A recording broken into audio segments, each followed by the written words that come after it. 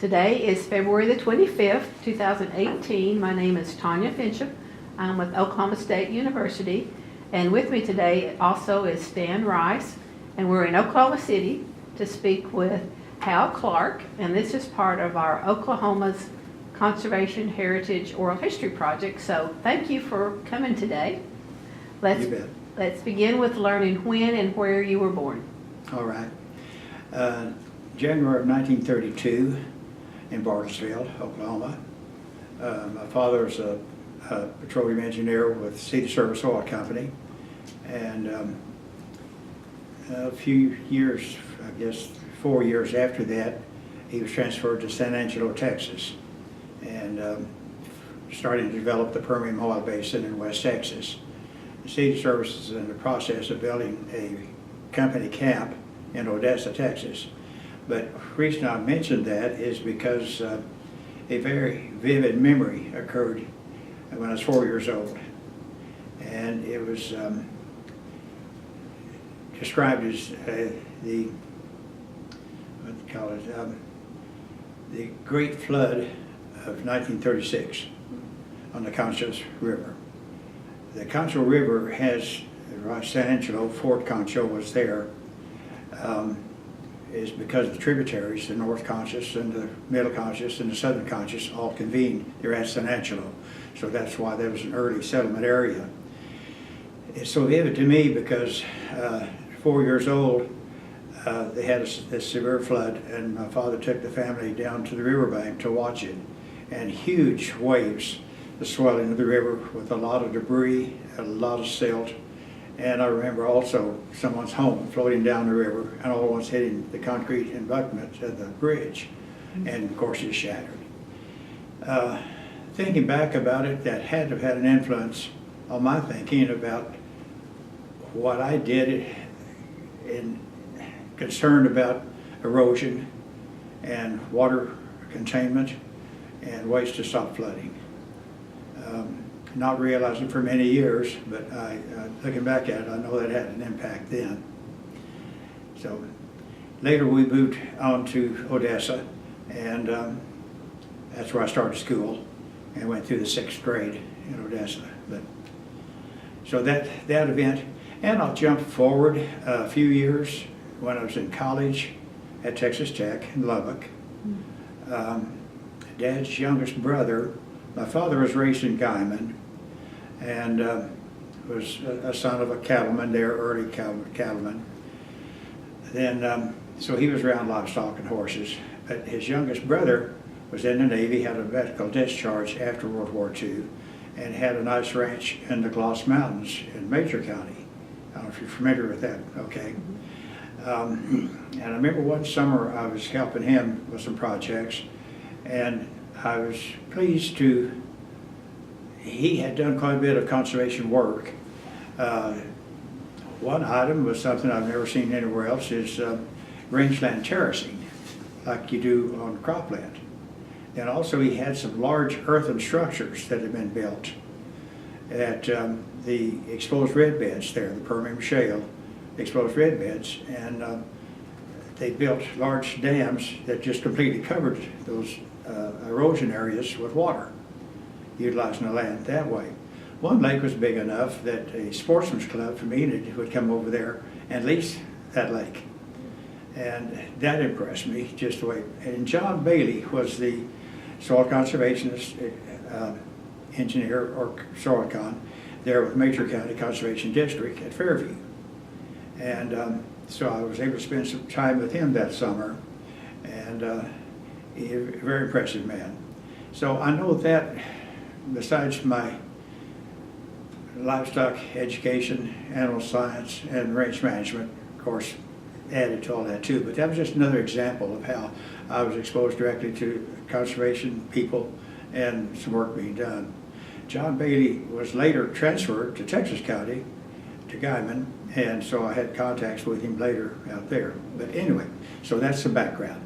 Now where do you want to go? Well, if you were in Odessa until you're at 6th grade, what happened after that? Well, I finally graduated. I guess it kicked me out. From where? From where? High school. Another point with that would be in probably about the 4th grade. You know, teachers a lot of times ask students, well, what do you want to be when you grow up? Well, immediately I remember saying it very distinctly, well, I want to be a cowboy on my brother's ranch. And what had happened, my mother's brother had the ranch in Cimarron County, where we are now. And because of the problems in the 30s, he had sold off everything he had in Colorado to the federal government, and sold a lot of cattle for $1 a head, you know, just to shoot them there. And there was no value to them because the carcasses were thin. But he salvaged. He tried to get by as long as he could. Federal Land Bank was beginning to really put pressure on him about the Oklahoma side. Our ranch went across, it's right on the state line, Colorado state line, northwest Boise City. And so he had concentrated on saving the home ranch there on the Cimarron. So Uncle Harry and Aunt Alberta came to Odessa to meet with my folks. And of course, Mother and Dad both agreed, well, we need to keep the ranch. So he took over the Federal Land Bank payment. And so that happened pretty early after we got to Odessa. Then he gave my uncle 4 years of free lease to help him get reestablished. Dad was fortunate in being a good enough employee that they kept him on during the 30s, when many very talented people, of course, were let go in a lot of places. So he was very fortunate that way to be able to keep his position. And he and Mother were thrifty. They were saving money all they could, but this worked out. Dad had acquired some land around Guyman, putting together a small ranch there with the intention of someday when he retired to go back to ranching. So then after that, when my brother was 6 years older than I, graduated high school in '43, then we actually moved to the ranch, and Dad quit the company. And so we were up there a year before Bob was drafted into the Marine Corps. And he had enrolled to start school at Goodwill, was their plan, but the draft number came up. After my brother going to the service, and of course here I was, just an 11, 12-year-old kid, wasn't much help to Dad at the ranch because he needed a lot of work. It had run down very severely because of the financial conditions, naturally. Stayed in service because of the war effort of fighting 2 wars, 2 different parts of the world. Crude was in very strong demand to run our military. So Dad agreed to go back to the company. And so I went to school nearly 2 years there in Boise City, and then we moved to Houston, Texas. And Dad went back with the oil company. And I know my brother being in the service was one reason that probably influenced that decision. So Bob and I know we had a wonderful time that one summer, just riding horseback all over everywhere we could go. Went a lot of places. Even though he was 6 years older, we were very close. And probably that was due to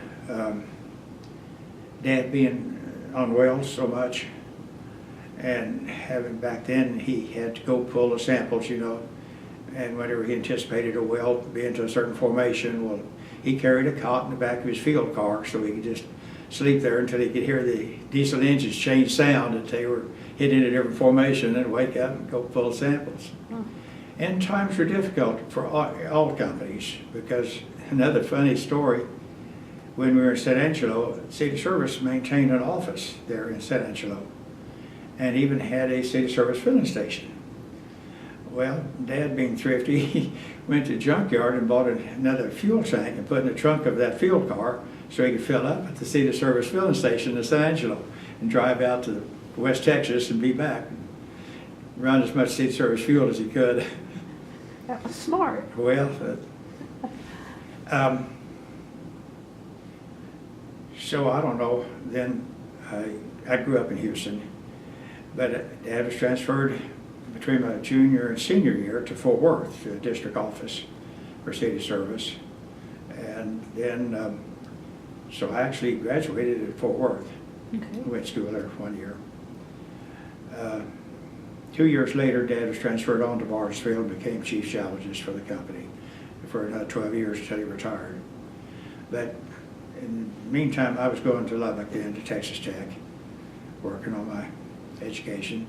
And it was, since I hadn't had the experience of growing up at the ranch, being really involved, I'd help my Uncle Harry brandings and things like that in the summertime. And I used to make wheat harvest around Guyman and did a lot of plowing on an old John Deere D one-way plow. Take an hour to make a section, you know. But we, I'm trying to think where I was going with that. So what year But did anyway, with my education, it was insurance. Because when I get to the ranch, if for some reason, economic conditions or whatever, and in '53, when my wife and I were married, well, of course, that was a severe drought year and times were tough, and it took a while for us to really work into the ranch to start stocking it and being able to do much.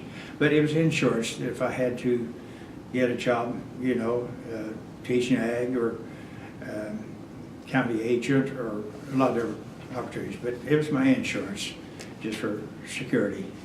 So you graduated from Texas Tech in 53? 53. 53. Mm-hmm. And then went back, went to Guyman at that point, or around to As the soon as I ranch? graduated in June. Mm-hmm. Yes, we moved to, not to Guyman, to Boise City. To Boise North of Boise City. City. Okay. At that time, 26 miles out from town. I guess I could say the Panhandle then. Right. And it's in the river breaks there on the Cimarron. My wife, and I can talk about that later because she was graduated from high school at Fairview, Major County. Okay. Then went to OU for a year, and then was working in Oklahoma City for an insurance company when we met. And talk about a courtship. Staying there 383 miles from Lubbock to Oklahoma City. And fortunately, I had a good enough car I could make it. I remember a lot of weekends, we didn't go steady, but I tried to stay on her doorstep all I could to keep her from dating somebody else. And you got married in 53? And we were married in February the 1st in 53, and then moved after that. So then we started a whole new chapter for both of us at the ranch. Sure. And what would you do at the ranch? Cattle? Is cattle Well, primarily? because my uncle was there, still there with the place, and he probably figured, well, that young kid won't stay, you know. And it was difficult times for him to find another place to move his herd. And so it was kind of difficult there for a while. So I started working, trying to, I bought a little tractor and started living in the field. I wanted to irrigate there in front of the house in the meadow. And then sometime after that is when I purchased this old Caterpillar dozer, an old RD7. And like I said, I should have protected my ears then, but I didn't. I started building, fitting some gully plugs and building some small structures, erosion control structures. And then we also started, I started with the Conservation Service then, designing some regular structures. That the ranch had 4 earthen structures on it for stock water, and I built 12 more. 2 larger dams, I utilized 14-inch pipe, drawdown pipes, because when you build a structure, and if you impound quite a bit of water, your fill will kill quite a bit of sod on the valley above your structure.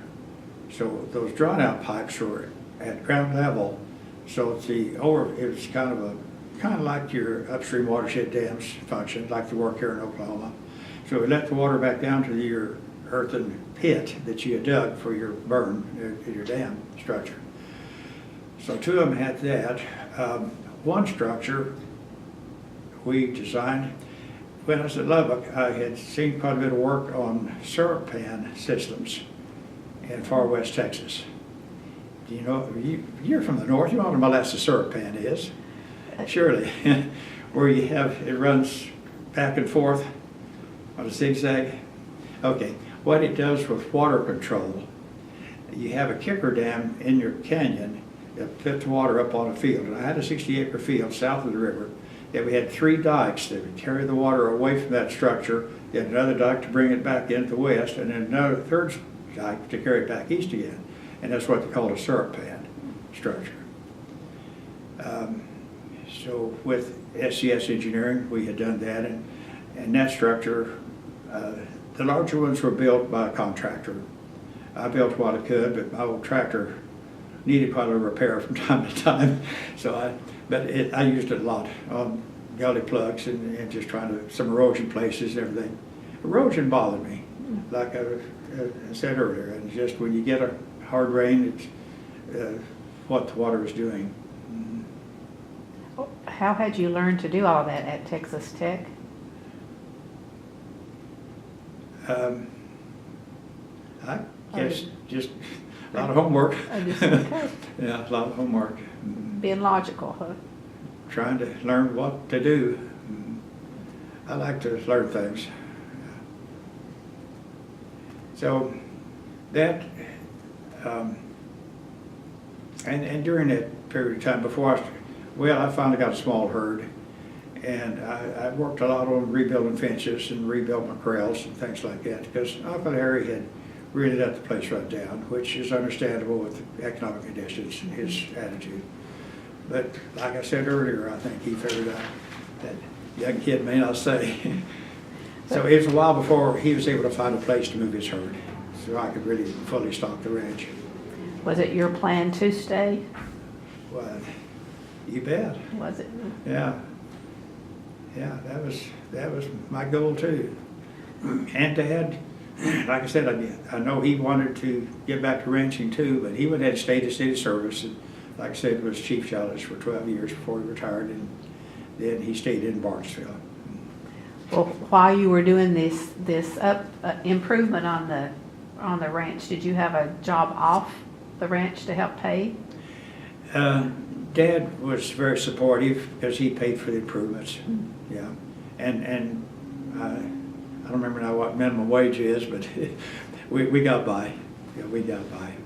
Because Dad knew I was working to improve the ranch and wanted to stay. Yeah, it was difficult years. It really was. But and you got I was determined. And you got involved with the conservation district then, pretty early? I suppose because they knew I had an interest in conservation. James Smith was the district conservationist at that time, a very talented young man. Stan, if you remember or not, he went to Oklahoma City, went to Stillwater after that. Yeah. When he left Cimarron County, they moved him around and into Stillwater pretty quick. But unfortunately, he died a very young man. I don't know what the problem was. But he came out to see me in 1966, and said that a member of the district board was getting ready to retire. And it was Louis Alexander, who had been a charter member of the district.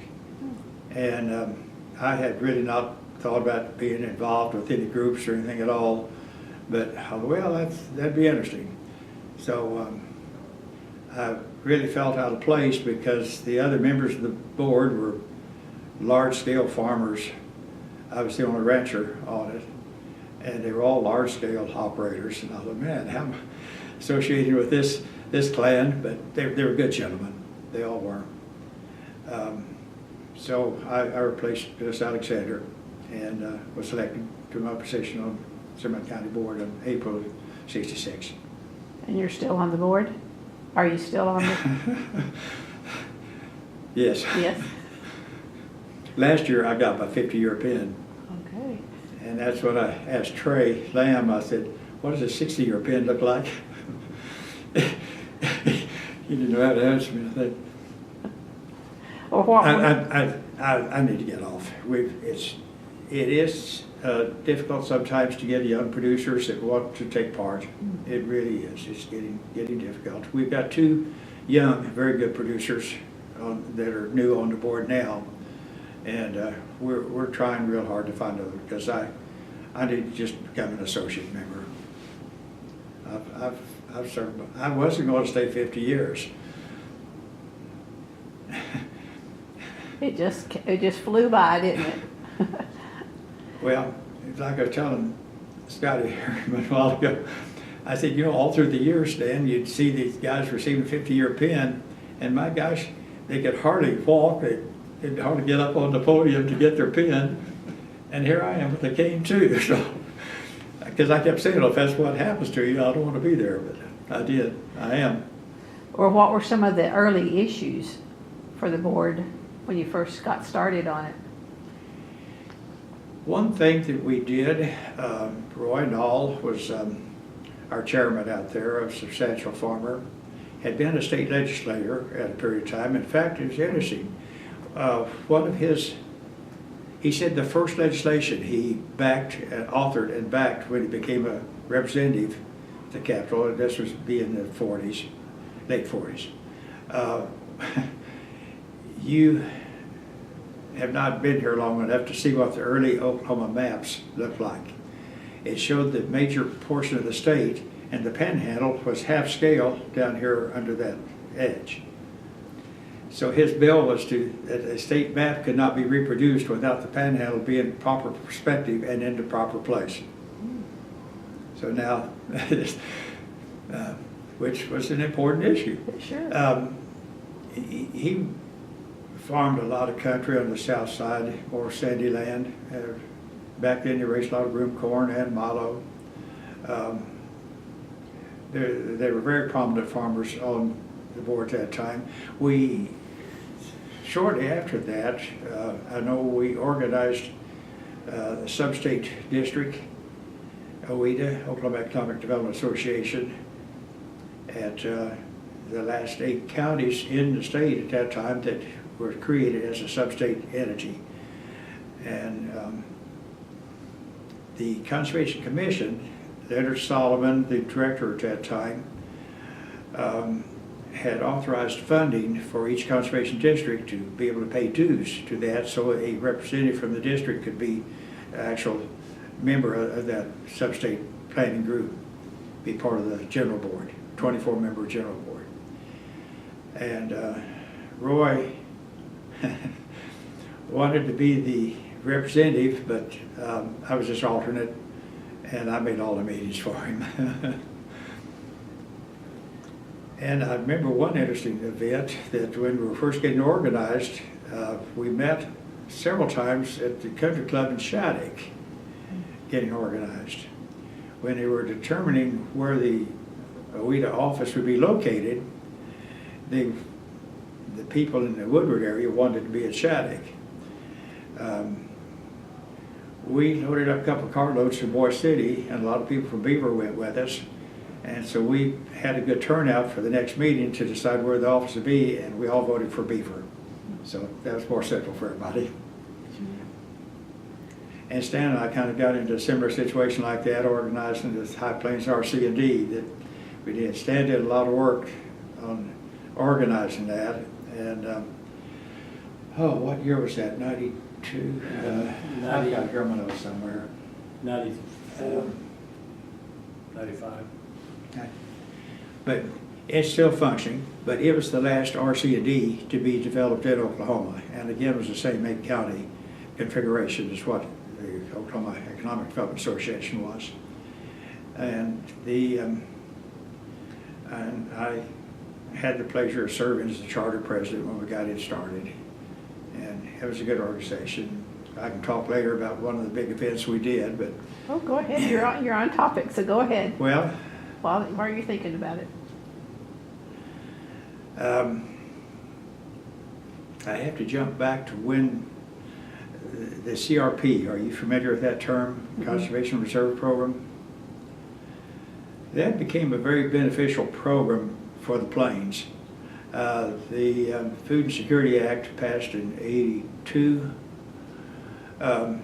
allowed the Conservation Reserve Program is where cultivated land, highly erodible cultivated land, could be revegetated with permanent grass. A lot of that land should not have been broken out to begin with, probably, and farmed, because it was highly erodible. The Conservation Reserve, an example in Cimarron County, because so many people had left because of the 30s and various conditions, and even the 50s, the drought, but they had maintained ownership to the land. They cultivated land in Cimarron County, about 1.1 million acres total in the county. And that's another point. The Panhandle, we have about 3.5 million acres in the Panhandle. People don't realize the size of our counties. Texas County is about 1.2 million, and Beaver County is 1.1, something like that, roughly. So those three counties are much larger counties than what you're experiencing downstate here. When we went into the CRP program, over 70% of the tillable cultivated land was owned by non-residents. They had moved away. Now they had tenant farmers. They were taking care of it. So fortunately, when the government came out with a payment plan to put it back to permanent vegetation, it did take care of the tenant farmers that had been taking care of that land, which was very good. Just like Stan mentioned a while ago, we were talking about it, that was one of the problems with the AAA program back in the 30s when they tried to take care of the land. They ran the tenants off. They didn't subsidize them anyway at all, and that was part of the migration to California, you know, because they were tenant operators. And a lot of people didn't realize that about the grapes of wrath, that people that had established, like in Beaver County, had established ownership to their land. They toughed it out the best they could and stayed with the land, because we're optimists. It's going to rain next year. We just have a tenaciousness with ownership, and that's what people need, is to have control of what they're operating and to have control of what they do with it. Again, that helps going back to conservation work. If you really have connection to the land, then you're going to apply the conservation efforts and work that needs to be done for it. The CRP is still in existence, and it has done a tremendously good job of helping control a lot of our dirt storms. An example in '82, when the CRP was being developed, at that time I'd already been appointed to the Conservation Commission, so we had a chance to go to the Capitol several times trying to promote conservation programs. And I never forget Bud Mecklenburg from central eastern Colorado, I can't remember just what community he was in, really worked hard on helping promote and develop the plan for the Conservation Reserve. And I remember him real well. So made a lot of trips to Washington talking to our senators and trying to get the Food Security Act passed. That was in '52. And an example of what happened to us,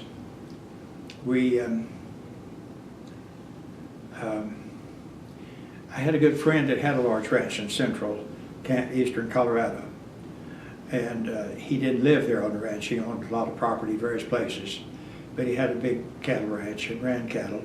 Well, he had a very lucrative offer from some farmers that wanted to buy it. So naturally he took the offer and sold it. They were Canadian farmers, what you call carpetbagger farmers, who come down and plow that grass, plant their wheat, go back to Canada. Never see it again until they came back down to see if they could harvest it, you know. Well, that happened too much in eastern Colorado and some in western Kansas. And that's where an awful lot of our dirt storms were coming from when we did have the wind conditions, because the land was highly erodible.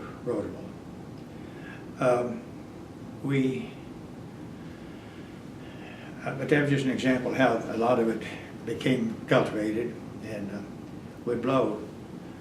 I remember many times, well, it just did a lot to try to help the environment. And an example of how it helps control the environment, I've repeated this several times. I wish I'd had my camera with me, but it was several years later, after I was in Guyman with my store, and they had a downpour in the little town of Keys. You mentioned you've been to Keys, northeast part of Cimarron County. Just a terrible downpour there. And going down the maintained county road, I drove through there 2 days after the rain, but it was one of those clouds that just sat there and just dumped on that one spot. But I wish I had my camera because it told the story so well. South side of the road, there was a lot of rills where the water had run out of the tilled field. It was clean tilled, no stubble at all there. It was clean tilled. Had its Richmond field, Richmond loam, and it already crusted on top and was starting to blow and completely dry and had a good crust and enough wind it was starting to move, that light silt. The north side, CRP, with a good vegetative cover, here was clean water still running out of that field. So that shows how the percolation of the water for our water tables, controlling the surface erosion, it was the right thing to do. We got a lot of opposition. Various people would complain about the program, and I'll have to give you this example.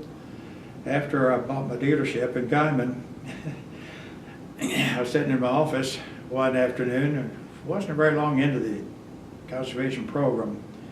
The local mayor and a local realtor came in to visit with me. So we visited a little bit. Pretty soon the realtor looked at the mayor and said, "Let him have it, Jack. Just go ahead and let him have it. Go ahead and let him have it." They were so upset about the farmers getting this money for CRP, said they'll just go to Florida and spend all that money down there. They won't be coming to town and buying things on Saturday like they've been doing for years. They didn't see the value of what was happening because at that particular time, one reason, I had no land to qualify for it, so it wasn't a personal interest for me at all. I was just felt like it was the right thing to do. But low commodity prices during the early 80s, and also high interest rates. Very difficult time for grain producers. I thought, well, if we take this much land out of production, it could help the crop prices, and we could put some money into the local economies, which it did. I know another example of a farmer by Campo, Colorado, just north of me, north of the line, that he was an older gentleman, I guess, like I am, and in very much debt. And when he could put his land into the CRP, he was able to put it in CRP, then sell the land to a young farmer that joined him to help him get started farming, or in the farm program, and help him have an income. But the gentleman paid off his debt and retired with dignity, where he was in a terrible condition if it hadn't been for the stability that program brought. Yes, it cost a lot of federal money, but still it was the right thing to do with the environment we were dealing with. Would they get payment each year or just one time? Yes, it's an annual payment. And actually you bid it in. You enter a 10-year contract. Mm-hmm. And fortunately they've continued some of those contracts because what I started to mention a while ago, working with Stan on the High Plains RC&D, we held 2 meetings there in Guyman. One we call it, can't think, I wrote it down there. But anyway. It was in 94 because it was set to expire in 95. Yeah. The state lines out there, and I'll mention this several times because our common conditions with states that join us, New Mexico, Colorado, Kansas, Texas. I even say Cimarron County is the only county that's joined by 5 other states, counting Oklahoma. Okay. But we had this meeting in Guyman at the activity center there and promoted it very well. Stan really worked hard on that. Had a panel of 5 people to answer questions. And what we were trying to come up with was the future of the CRP. What do people want? What do we need? What do we go to our congressional leaders to try to encourage? Because we were approaching that 10-year time, and I know Cimarron County would lose, or that area would lose about 2 million acres if it was not renewed that coming period. Very good meeting, a lot of discussion, about 100 producers there.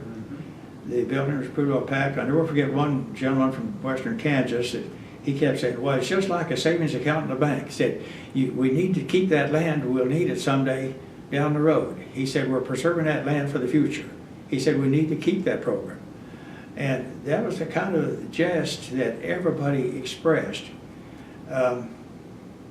Stan, wasn't that when we filmed that on the CRPs, I mean the DVDs?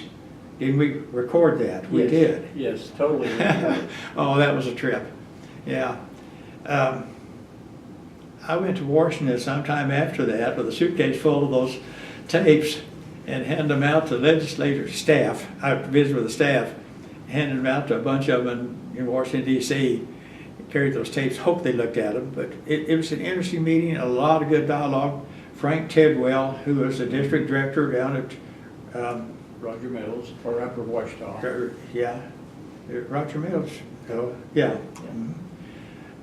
Very good moderator. He was clever. He had everybody laughing. He was very good in handling questions. Did a good job of moderation.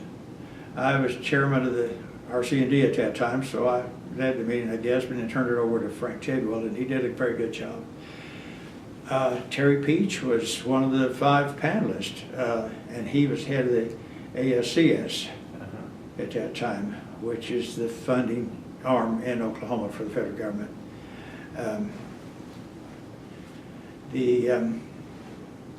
But that was one thing that I was real pleased we did with the High Plains RC&D, because I think people were concerned about what is the future of this program. It had been so well accepted by a lot of people.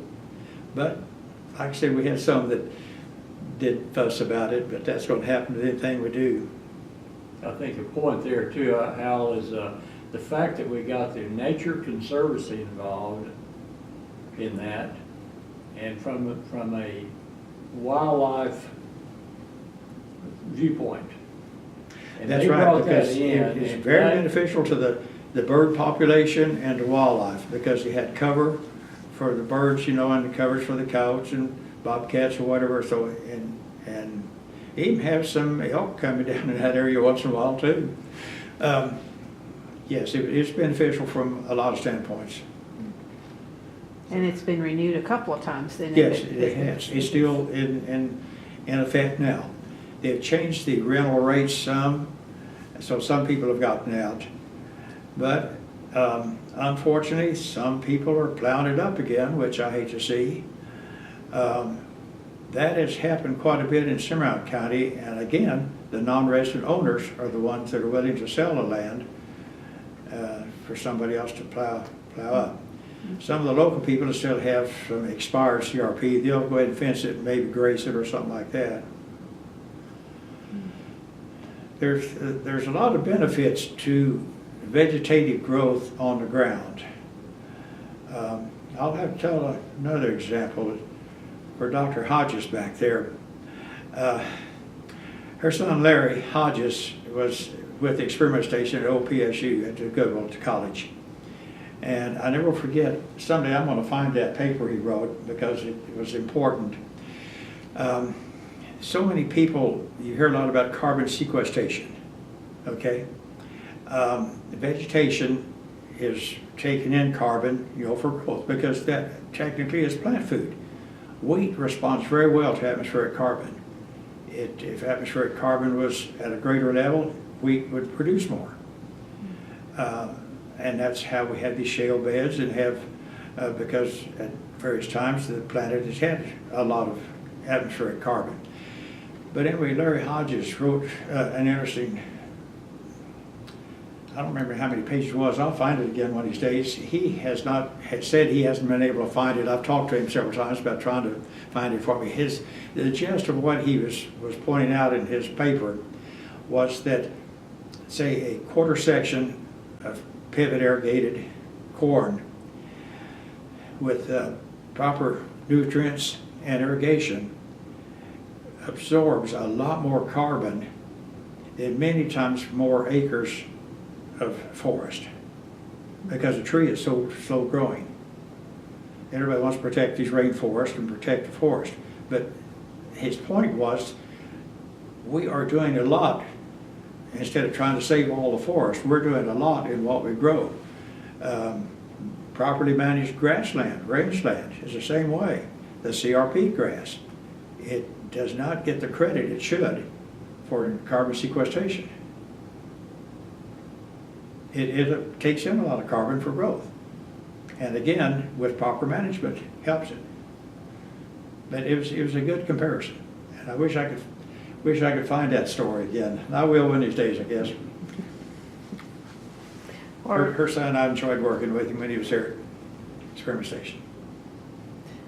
Well, what are some other things? Like, have you been involved with tillage systems and that sort of thing? Probably not so much. For the tillage systems? Yeah. Yes, that's another big story. I've got time frames on here, but it's all the same thing whenever it started, I guess. I remember when I was appointed to the Conservation Commission, I was able to make some field days. And Dr. Jim Stigler from OSU had a good field day down at Altus in those early years with a small corn planter with narrow rows. And the idea is to protect your ground.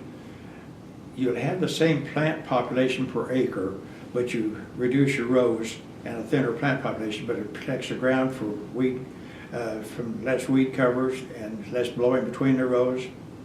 Well, he had a field demonstration of some corn down by Aldous.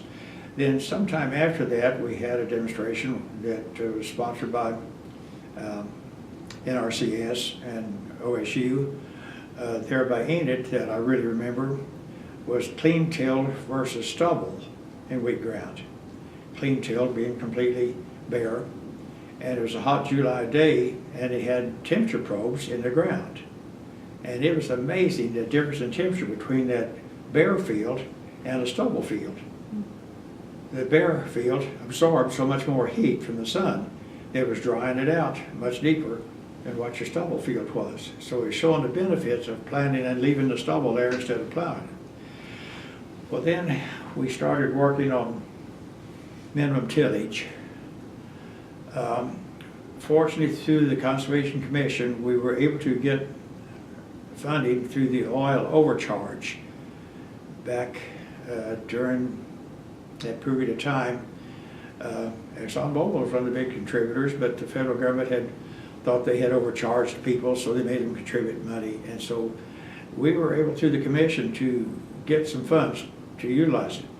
So I immediately started working to get a John Deere Max emerge for Cimarron County.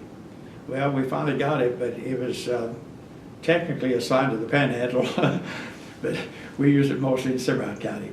But a Max emerge would plant flat in, you have been exposed to it, but Cimarron County out towards Felt, southwest Moore City, a lot of sandy land. Now the eastern side of the county is tight land and pretty flat for wheat. The western part of the southwest part of the county, they raise a lot of milo sorghums. And for years, the way it was planted was in a deep furrow. They had a lister. They would open up the ground and plant in the bottom of that furrow. Well, many times producers might get a half-inch rain, and that sand would cover that furrow up, and they'd have to replant. To replant, they go back in and break that ridge this way. Well, the hardest thing convincing people to change what they've been doing, because we've done it since Grandpappy did, but the row spacing on milo is 40 inches. That's the width of the mules. It goes clear back to that many years, okay? So all of their equipment was 40-inch rows. So it was a difficult concept for people to start grasping on what they really need to do to plant flat with a 28-inch row. This Maximerge would plant in stubble. You'd have to have clean tilled, and would plant flat and a narrow row with the same plant population per row. There per acre is what you had before. Eddie Allen was one of our district directors on the district board, Cimarron County, and he was the first one to really stick his neck out and planted a whole quarter of that Maximerge. And like I said, it was a different concept for these people to start thinking about. So when he, after he harvested his crop, he realized that the narrower rows, that the wind could not start the erosion. You don't have that much 40 inches, you don't have that much row between, space between your rows to start blowing when you cut it down like this. So he realized the benefits of it, and also it conserved moisture, and he had a fair yield. Well, it started everybody kind of watching over the fence. What did Eddie do, you know? So then a lot of them started trying the Maximerge planter. Then 10 years after that, and it, like I said, it was bought by the OOHRP money from the commission. I enjoyed having the opportunity to be on the Conservation Commission. It, I don't know, helped me feel like I was helping people and the environment, I guess. 10 years later, we got, again, used the old OOHRP money and bought a 15-foot tie minimum minimum tillage plow. And with that no-till, minimum till drill would plant in stubble where you have residue on the ground and everything. So we were able to use it, and a lot of farmers use it. Now, of course, since then, that was just a 15-foot implement. So they just tried it to see how it worked. And then they'd go ahead and buy large machinery. It takes a lot of money for these producers to be able to farm now. But it's the right way to go with the new equipment they can get. So with the machine that the district got, they would just borrow it for a day or a week or whatever to do? Different farmers would borrow it? Well, they could rent the machine. Rent it. For a while. Okay. Now, Cimarron County Irrigation District, we were fortunate, again, to be able to do several things for our irrigation producers, too. Because what I've been talking about, this tillage equipment, is your dryland farmers. The one thing we did, Roland Willis, who you'll interview as our state conservationist at that time, was able to get a torque sensor for us for irrigation engines. What it did, you put it in the drive line between the engine and the pump, and it measures the amount of horsepower that's going through that shaft at that time when the pump is producing water. You have a flow meter to measure the output of the well. You have another meter to gauge the amount of fuel going into that engine. And you have a drawdown meter also, to how deep is your water table, to calculate what your horsepower lift should be. That really worked well. Now, Roland Willis, with federal funds, furnished that for us. Now, Texas has a lot of water conservation districts, like we do our irrigation, like we do our conservation districts here. And so they have those apparatus, that type of machinery set up where they can go out and measure a producer's well, because they're just better organized as far as irrigation needs in Texas under our water districts.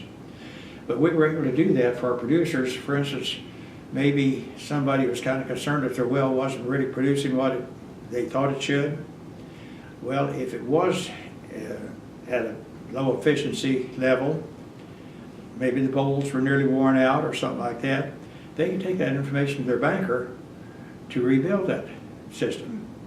Or they would know if it is producing about the maximum of what that well is capable of.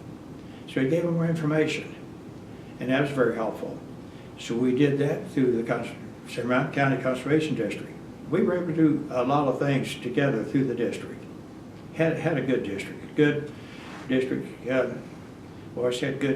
NRCS people, and got a good district secretary and a good board. But that was very worthwhile information. Also through the irrigation, because we were talking about dry land earlier, what they had is what they called as a LEPA irrigation, low energy precise application. And we did a lot of testing and conversion on that, and also through NRCS with some EQIP support. But what it would do, you probably remember some irrigation sprinklers maybe years back that would spray the water out of a nozzle. It took a lot of horsepower to do that.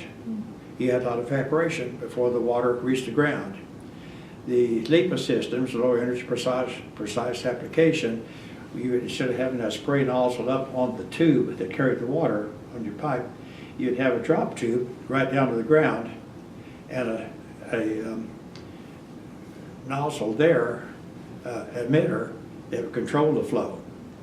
Then you could use different emitters, lower volume, closer to your pivot, your inside. As you went further out on the line, you'd have more volume, larger emitters, according to the amount of flow you needed to the distance that was covered in that circumference.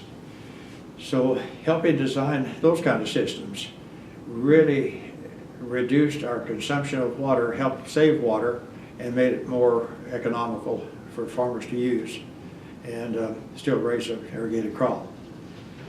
Because of the livestock feeding industry we have through the Panhandle and the western states, with not only cattle but the pork business, pork industry, it's important to raise all the grain we can.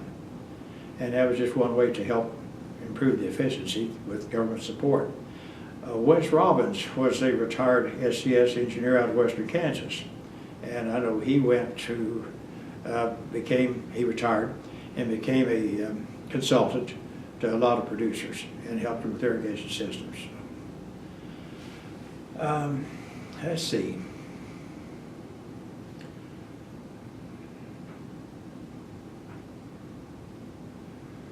Talk about the tourism efforts, just economic development and trying to preserve wildlife and Prairie Chicken Project and social issues like the telecommunications. She asked on the phone yesterday something about Seaboard, and probably need to cover that because I haven't talked about being in Guyman, but I did buy a General Motors dealership over there, so my wife and I were working in Guyman. We work together well.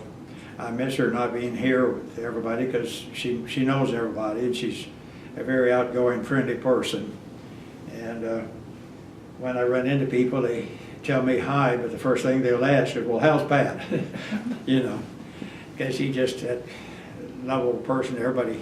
But anyway, so we were in Guyman when Seaboard started coming, or planning to come out there. A very large hog producing company, poultry and hogs, I understand. And apparently they wanted to be this far west because a lot of their product is going to California to be loaded on ship to go to Korea and to the Pacific markets, a lot of it. They are a very forward-looking company. When they first came, everybody was cautious because some of the poultry businesses had a reputation of changing hands and having not very favorable contracts. When Seaboard first approached, wanted to come into the area, they, like your hog houses in the eastern part of the state, many places, and poultry houses, the farmer or landowner will build a house and lease it to them. Weren't very many farmers, producers in Texas County that they were just uncertain about it. So in order for Seaboard to move on, they purchased the land themselves for their hog houses.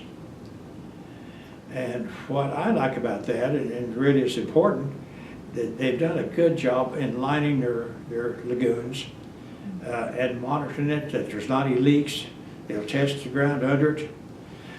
They sold the farmland back. I mean, if they wanted just, 20 acres for the hog houses, then they would sell the rest of the land back to somebody, anybody who wanted.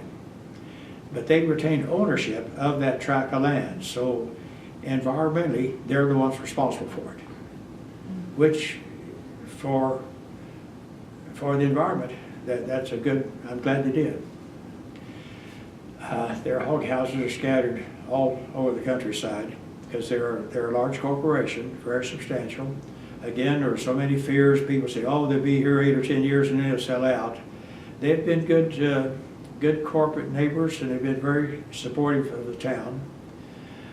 And I never will forget 10-year celebration after they've been there. We had a very good public meeting and a lot of good speakers, President Seaboard, and a lot of people presented what a challenge it was to have a community absorb something like this. There was a whole busload of local government officials that went to Nebraska, to a town up there that had gone through a large corporation coming in.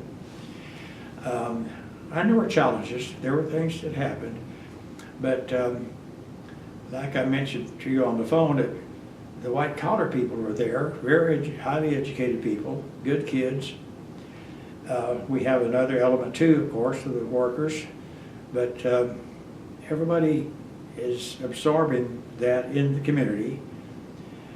It has allowed many of the small rural schools to stay open because some people have put their kids in, Texoma or Strait. There's a lot of small schools that have been able to stay open because they have an increased population there for kids. Most of the workers have stayed in the Guyman area for schools. But what I was going to go ahead and say, there was, like I mentioned to you on the phone, when some of the white collar people came in and said, well, where's your YMCA? Well, everybody said, well, what's that? And so they got busy and had a fundraiser, and we built a real nice YMCA. They've built a lot of things, and have tried to encourage more of a, I don't know what you call, we had a flamenco guitarist there one time, just trying to give us a little more musical culture, I guess. But it's been interesting how the transition has taken place. Environmentally, they have done a very good job with their operation out there. They have certainly increased the size of their facility, but they built a ethanol plant to convert animal waste, fat products, into ethanol for motor fuel. And it's all stainless steel.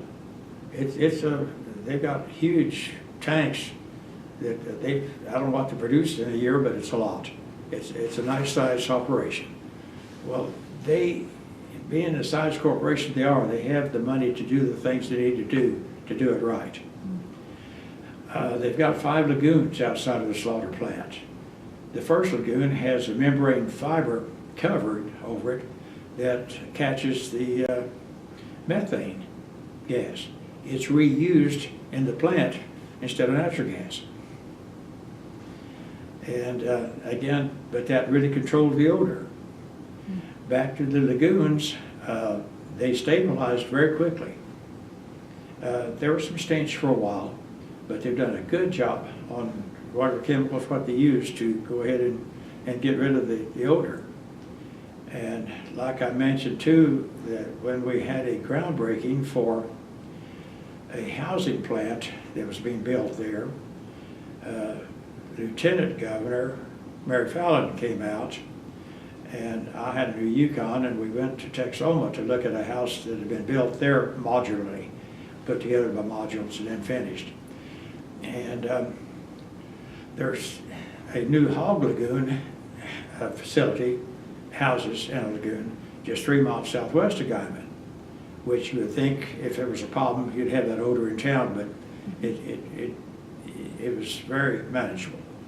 Well, somebody said, well, let's just pull out there to the Dixon site and we'll show the Lieutenant Governor. We pulled up on the berm. It was a hot summer afternoon, rolled the windows down. It was not objectionable at all. And so Seaboard is doing a good job with the lagoons. But there was a lot of bad publicity here in Oklahoma City against hogs. And again, people not understanding the situation. But I started to mention the 10-year celebration we had. It came off very well. It was there at Pickle Creek. We had a lot of good speakers, President Seaboard, a lot of people involved, the mayor, the early problems we encountered.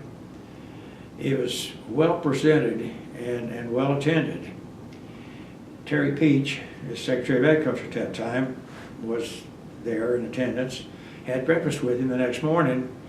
And I said, Terry, we missed a heck of an opportunity not filming that, having somebody from OPSU come up here and film that, because it was been an educational film for other communities on the problems that Guyman had gone through and how they had handled a lot of these problems. It would have been a very good educational source for other communities to be able to see that film. I wish we had done that. We missed an opportunity. But Aim for the 20th. So Seaboard has become, community involved. Of course, we have but hogs, compared to cattle feeding, are much more efficient in conversion of grain.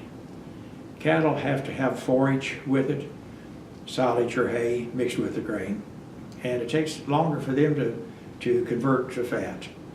Their growth period. Where hogs are much more efficient to convert to a fat product to be utilized for human food. Seaboard also, another thing they have done, the ethanol plant, and then trying to trap the methane, they purchased 3 natural gas filling stations. Didn't purchase them, they built them. One at Guyman, one somewhere in Arizona, and one at the West Coast. Bought 105 Cummins natural gas engines for their trucks, so they can operate on natural gas, clean burning natural gas, and Guyman fill up in Arizona, then go on to the West Coast, delivering pork products to be shipped off the West Coast. And so they're running quite a fleet of trucks on natural gas. They're forward-thinking people. It's I guess that impresses me that they can be. I'm glad to use the natural gas Well, because of my involvement with the company here in town. Well, plus it's economical for them too, or they wouldn't be doing it probably. It's clean burning. It's a good burning fuel. Well, were you involved some with the Chamber of Commerce? Yes. Good or bad? No. Don't want to talk about that. Okay. Again, this process of bringing Seaboard in, we fortunately had a very active chamber director at that time, was well acquainted with a lot of people. And he was diverse in a lot of ways. Yes, I served on the chamber board and I chaired the legislative committee and what we got involved with. This chamber exec was acquainted with Senator Pat Roberts, for example. A lot of people like that.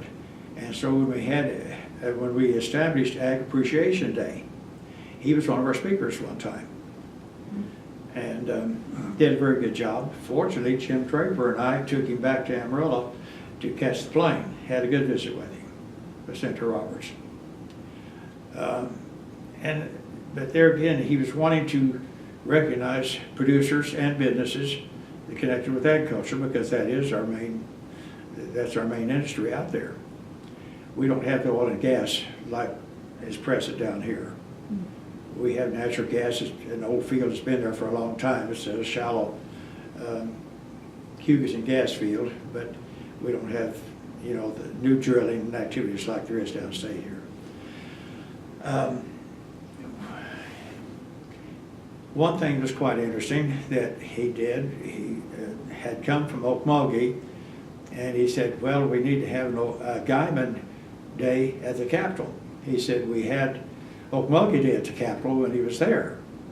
And I said, Roy, I said, we need a Panhandle Day at the Capitol, because what's good for Guyman is good for Beaver and Boise City. So that's why we started it, was a Panhandle Day at the Capitol. And it worked out well. We have a different chamber trend now, different exec, and has not been that active legislatively or anything else. They still take, they have a Guyman leadership class, and so they still take them to the Capitol, just to give them exposure of what goes on at the Capitol. One of our trips, I know, because we used to take a bus, people from Texoma, Boise City would come to Guyman early in the morning. We'd load up, and one year we picked up 2 people from Slap Out and bring them down to Panhandle Day at the Capitol. And I mentioned to you too that elevation is one thing that affects what we do a lot. For instance, coming out, Woodward is approximately 1,900 feet above sea level. You get to Beaver, it's 2,500 feet. Guyman's 3,000 foot, nearly 31. Boise City's 41 to 42. The highest point in Oklahoma, Black Mesa, 40 miles west, is 4973, almost 5,000 foot high.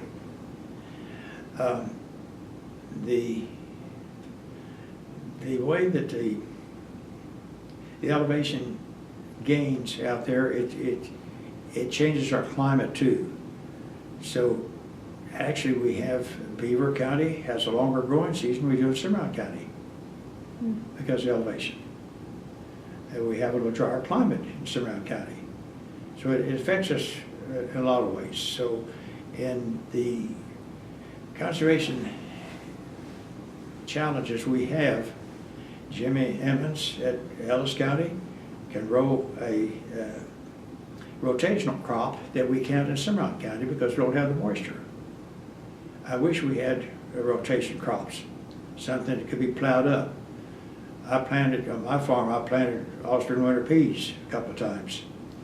And like that, it's a legume, and cattle did pretty well on it, and I plowed it under to help the texture of the soil, because that's the big issue now, people understanding really what's underground, what's in the soil. It makes up what we're trying to utilize to grow our crops or grass. So that's a really important issue right now. I wish somehow we could come up with some kind of crop stand that we could use as a rotation crop to improve the soil. Kansas had a cost share on Australian winter peas. Oklahoma did not. But when I had a little irrigated farm there at Goodwill, I planted there several times, and I liked it. Economically, it wasn't, it didn't help the bank much, but it did help the soil. Talking about elevation, I'll have to sidetrack just a little bit, may I? Sure. Okay. Since people don't realize the elevation drop out there, the change, on the Cimarron River with the kids growing up, I've got a little, well, not little, I've got a flat bottom canoe that's pretty safe. And I had friends that used to go to the Snake River or somewhere in Colorado to shoot rapids. Well, when we would have a pretty good flow coming down the Cimarron River, flood conditions, I would wait till the crest of the flood went on by, because it always had some big logs, and you didn't want to get out there in the flow with it, and a log could turn you over if it rolled. And the river wouldn't have to be but 2 or 3 foot deep, and you could really have some good swells because of elevation. We've come in, the elevation drop on the Cimarron there is about 25 to 30 foot per mile. And when you're on the water, you can see that. You would think you could visibly see it very easy. Or look back upriver and you can see the slope. So when the water was about right, well, we'd get that. I had stock racks from about one of my pickups, and so we'd put that canoe on it, and I'd take the kids and we'd get our life jackets, and we'd go up towards Kimmel where we could get to the river and launch it in the river and come home. And you ride through that country horseback, and a horse makes too much noise. You scare the animals. But that was so interesting because I'd be trying to steer the canoe to avoid the rocks, and the kids just had the biggest time. We had our life jackets on, and they just had a big time looking at animals, all kinds of animals. They just thought it was another log going down the river and didn't pay attention to us. But it was amazing. We could shoot the rapids and have a lot of fun right there at home. But that's a family issue. And then you'd have to go back and get your truck? Somebody would take the truck back. No, they'd take the truck back. Then we'd load it up and go again. It was probably 15 to 18 miles, I don't know, maybe 15 to 16 miles, I think, and we were, from where we could get into the river at Watson Crossing and come home with it. Sounds like fun. We had a lot of fun with it, sure did. What else we need to talk to about conservation? That's what we're here for. Sure. You tell me. See, what else in the panhandle do we need to cover?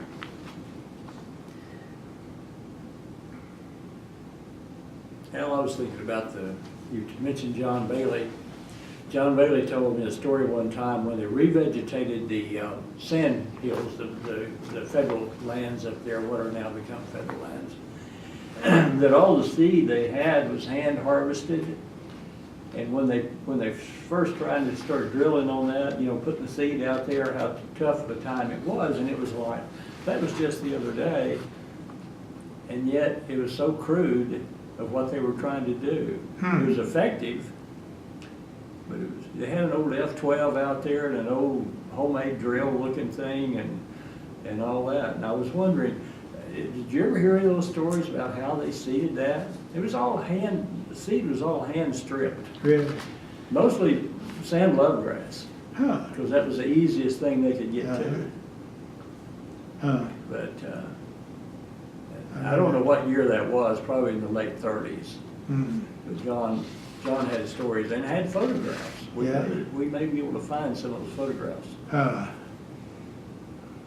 But something we haven't talked about is what the district is doing more for just the environment. One thing, the tree program that Cimarron County has helped with, and Texas County take orders for trees that are brought in from Colorado every year. And in Cimarron County, I don't know how much, I'm sure Texas County does too, but we sell an awful lot of drip irrigation equipment, supplies, which would have for a windbreak or something like that. We sell the fiber mesh to put on the ground to protect the ground, and the emitters, the tube, the plastic line and the emitters for each of our trees would be underneath that. We sell quite a bit of drip irrigation equipment where it's a real low flow, but just enough to keep that ground moist around that new seedling. And that has really worked well for a lot of people to plant their windbreaks. I know Texas County has done it too. One thing that Cimarron County has done, unfortunately we not anymore, and that's our farmers market. That was well received. People enjoyed coming in on the weekends, and our local staff did a good job getting it promoted and signs up and tables set up for the vendors. Unfortunately, the health department, Oklahoma State Health Department in Guyman came out and pretty well nixed it, said because you can't sell baked products or home prepared products because it's not an inspected kitchen. Yeah. So then it became kind of a craft show, and then it just, everybody kind of lost interest. Now, they could bring in vegetables and sell that, but, you know, a lot of them bring in their canned goods, peaches they had done, or maybe sweet roll, don't tell them a lot, but the farmer's market was a good concept, but unfortunately, we're not doing that now. Regulations. Good old regulations. We're overregulated, The other thing, protecting us. Yeah. we haven't talked about the camp that you would have at your place. The Well, yes, we did. 5 states. Again, I've talked about the state lines, the 5 states range camp. Actually, the main camp we had was at near Kenton, at Camp Billy Joe. And it's a good location for it. We had very good, we had participants from 5 states because we're right there in that geographic area where we're so close to other states' boundaries.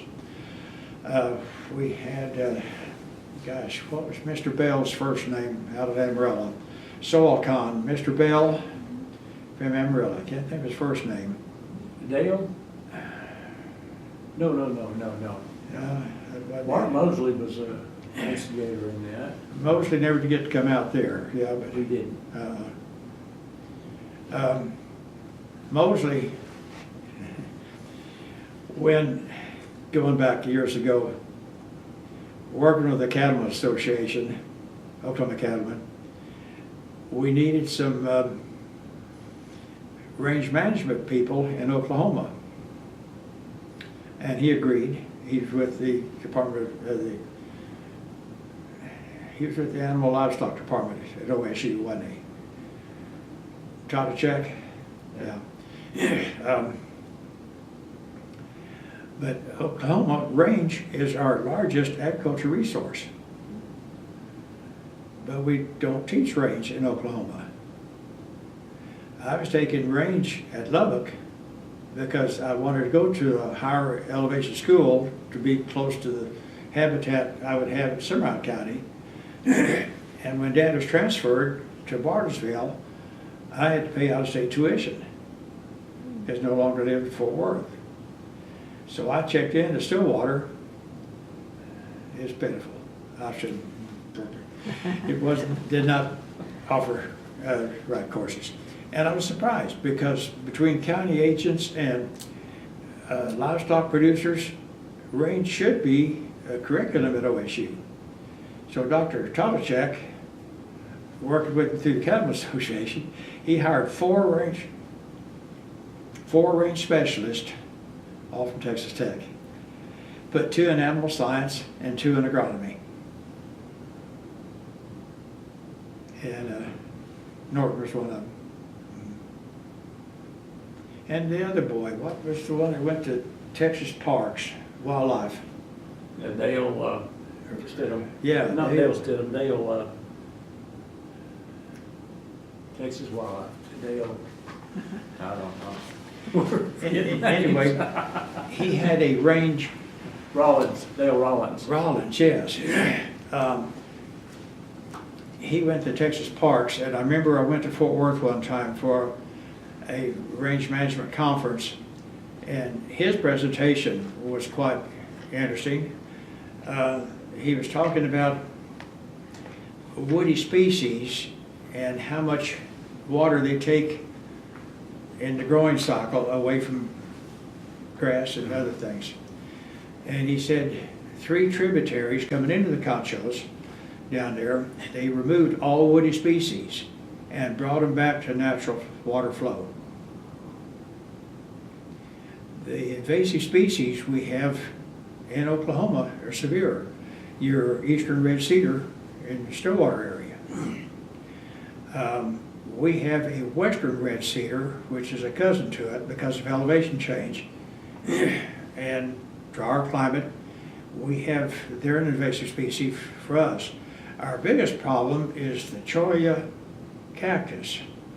It's a tree cactus, very common in New Mexico. And it has taken a lot of our pastures out there, grassland. And the tamarack salt cedar along the rivers is a very intensive water consuming plant. And it's an invasive species. And that's really an environmental issue that we have to work with in our area, and it's spreading to larger areas. Through range management, you've got decreaser species, which are your best plants that you want to preserve, because under hard usage they will decrease in their stand. And then you have increasers, which are the ones that are less desirable, still produce a lot of forage. And then your third species, of course, are your invasive species that are weeds and anything that takes over. So it's a challenge to try to preserve your decreasers in a vegetative sand. But our invasive species out there are a problem. Gosh, I was thinking of something else a while ago that I wanted to mention. The Cimarron County District has been a very good working board and very interested in doing things. We mentioned that range camp. We also, let's see, we had another thing kind of like that.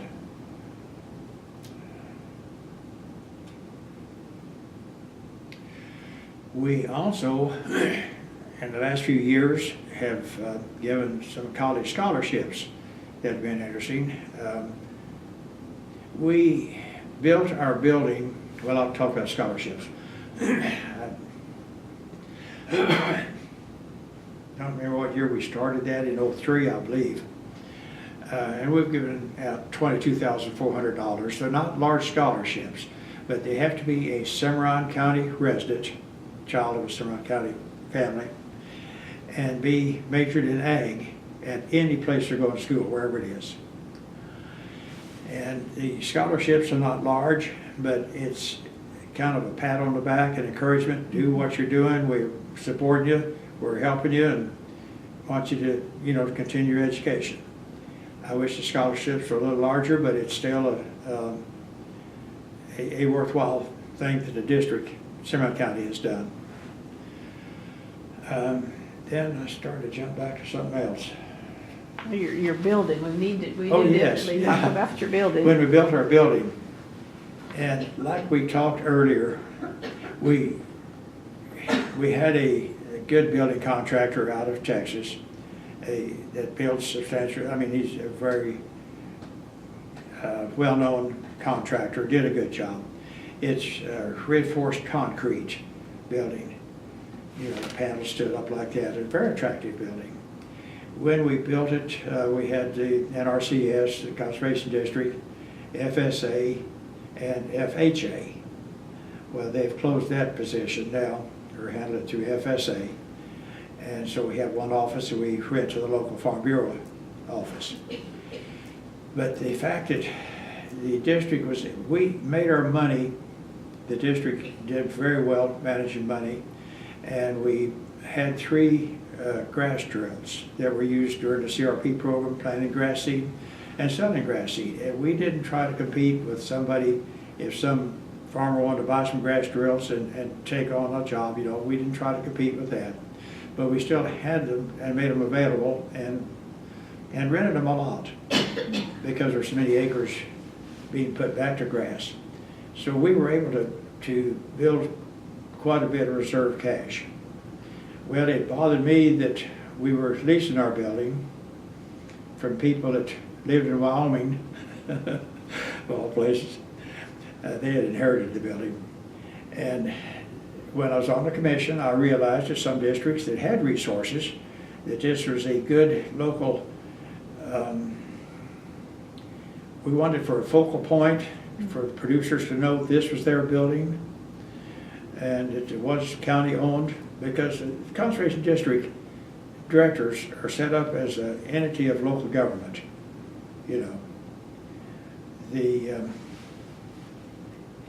But unfortunately we can't borrow money. So we were able to work out an agreement with Cimarron County and borrowed $90,000 from them. They had surplus funds. They had owned their building for quite a while. The rent paid by NRCS is supporting us now on our operating money. But we were able to pay that building off in about, it seemed like 8 years' time, something like that. We had a good celebration, a mortgage burning celebration, and then later we were able to help another district, loan some money to them to help build their building. And that has worked well for the districts that want to own their own buildings. But I started to mention, it's amazing how people take such a negative outlook on things. I'm so much of an optimist that I guess it's hard for me to understand how people got upset because we were spending government money to build this building.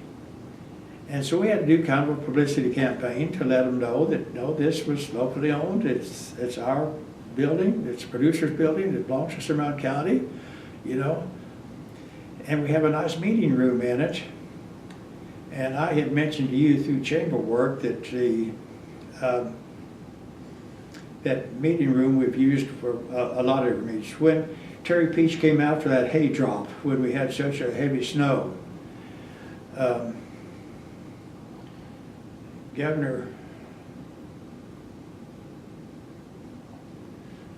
which governor was there at that time?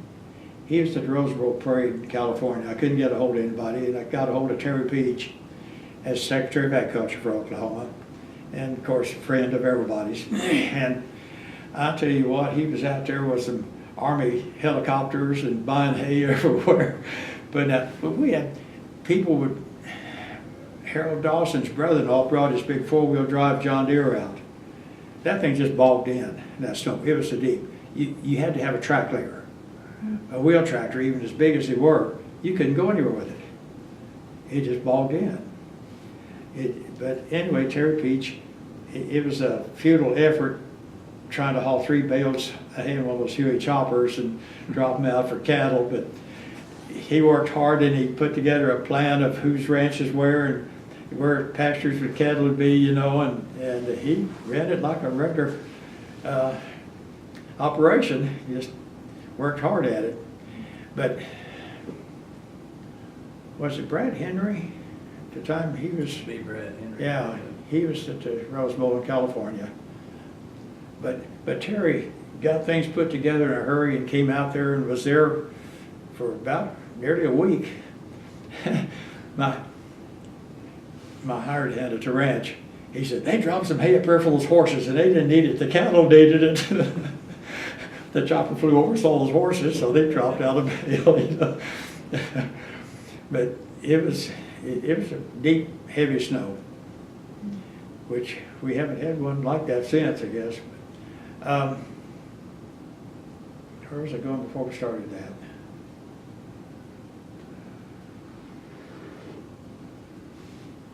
I'm sorry, I'm rambling back and forth so much. Something about your meeting room. You were going to say something Oh, else yes. about the meeting room. Yeah, thank you. You do better than that. The Diamond Chamber, one thing I wanted to mention, that the Oklahoma leadership class, when they finally recognized the pork production being so important in the Panhandle, then again through our chamber exec, was able to get the Oklahoma leadership class to have one of their training weekends in Guyman. So I said, Roy, if they're coming out on Thursday night to be here Friday and Saturday around Guyman, get them to come Wednesday night and we'll put a bus load of them together and we'll go to Kenton and show them, because they're professional people from all over the state, nearly every community, very, very likable people. Each class is different. Each class has its own makeup, you know. Mm-hmm. And sure enough, we did that. And the first year or two, it wasn't as well. It's very popular now. But my point was, when we get to Boise City, it's an hour's drive to Boise City from Guyman with the bus. They aren't They stop somewhere to Loaf and Jug or someplace for a restroom stop, and they all go in and buy plenty of water and stuff like that, and something to snack on. Well, we started entertaining them in our conference room there at the Conservation District. I said, these people have no clue what a Conservation District is. So it gave us an opportunity to have them sit down. They had restrooms there, and we had snacks for them, some fruit, maybe sweet rolls or donuts. And we got to talk to them and kind of exchange with them a little bit about what's going on in Cimarron County and what a Conservation District does. And it was very, I thought it was very good exposure for us. And the one that's been given the tours for the last 10 years has not done that. But I think we may start again this year. If I get involved, I'm going to make sure we do. Because it's an opportunity for these people, because they're from all over the state. And that was one thing I really enjoyed serving on the Conservation Commission, because we would have, we would rotate sometimes our monthly commission meeting at different parts of the state. And it was always good. And whatever commissioner from that area would, you know, entertain us or host us, I should say, and show us what they're doing in that particular area. And it really helped her in the state. Stan's had an opportunity to be everywhere, so he knows the state better than anybody. But I enjoyed it. How about the windmills?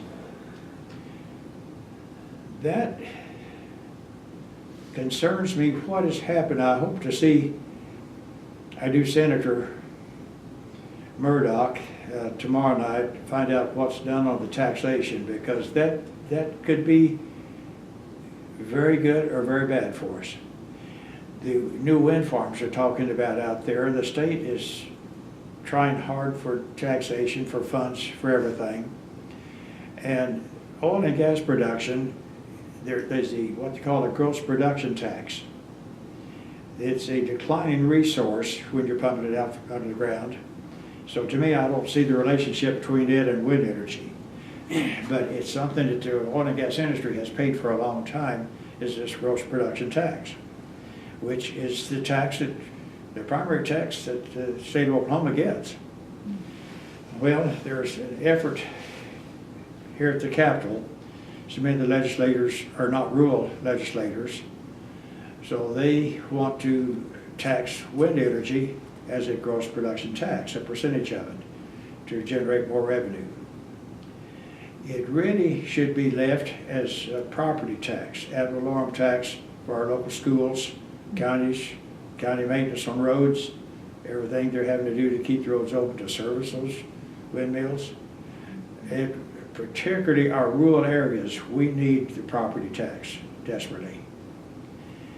The legislators downstate here, that's a term that's used frequently out there, the downstaters, down this way. Because at Boise City, I'm closer to two other state capitals, closer than I am to Oklahoma City, to Santa Fe and Denver. But that's going to be a challenge if they are able to get the gross production tax concept passed and the money to leave the area where the towers are. So that, I don't know.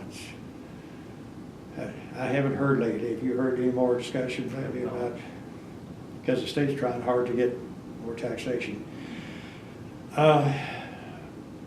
Robert Lee's wind farm that's been in existence 10 years south of Guyman, just across the line in Texas, they're tearing her down.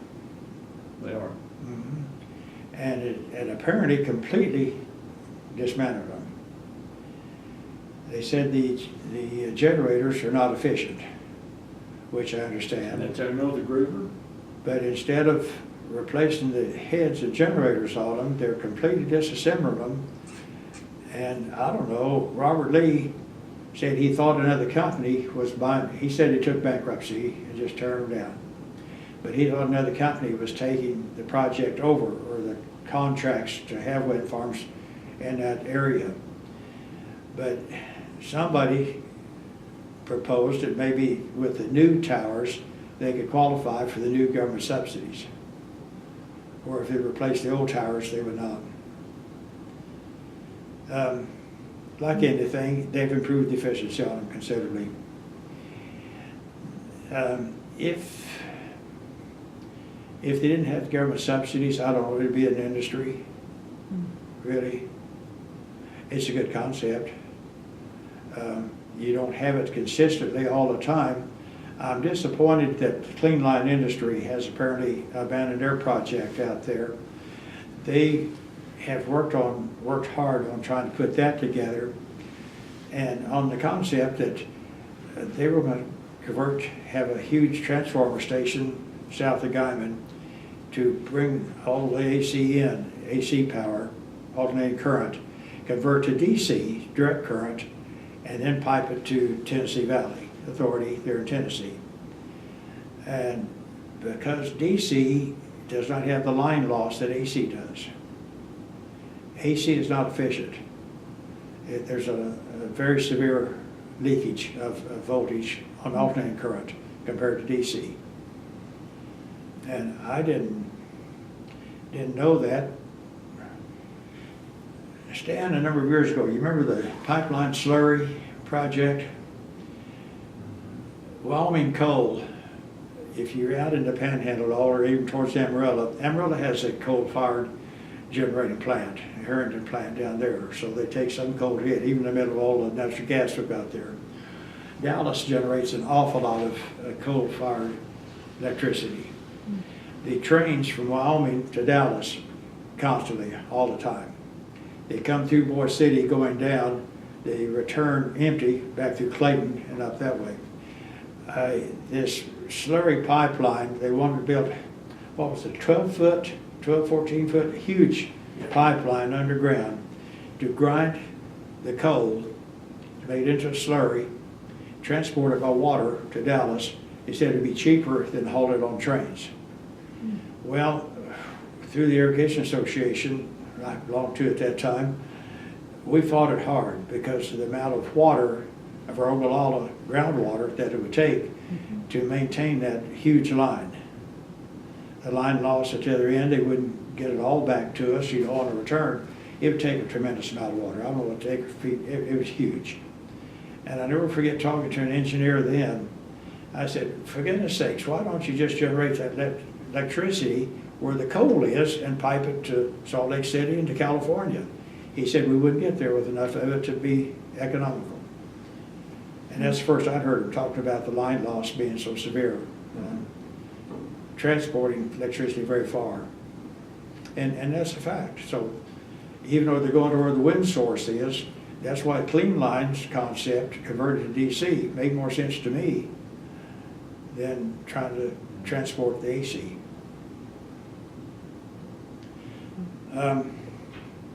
It's probably coming, but it'll provide a lot of construction. But I have a neighbor, Bob Gaylor, that sells sand there on the river below me. And he said, I don't know where they're going to get the sand for these bases for those towers. He said, they'll have to be hauling it 200 or 300 miles to get the sand just to make the concrete bases. And rock have to come from Cooperton. So he was concerned about his, he said, we'll have sand trucks on the roads all the time. You know, if anybody, they used to talk about a